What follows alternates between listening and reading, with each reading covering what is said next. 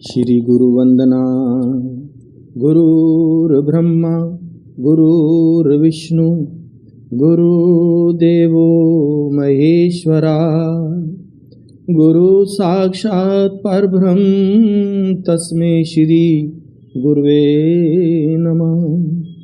ध्यानमूलं गुरुमूर्ति, पूजामलं गुरुपदं, मंत्रमूलं गुरुर्वाक्यं, मोक्षमूलं गुरुकृपा।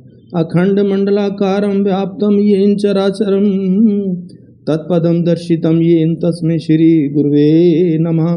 तमेव माता च पिता तमेव बंधु च सखा तमेव विद्या द्रविणं तमेव सर्वमं देव ब्रह्मानंद परम सुखदं केवलं ज्ञानमूर्तिं द्वंद्वातीतं गगनसदृशं तत्मस्यादि लक्ष्यम् एकं नित्य विमलमचलं सर्वादि साक्षीभूतं भावातीत त्रिगुणरहितं सद्गुरुं तं नमामि।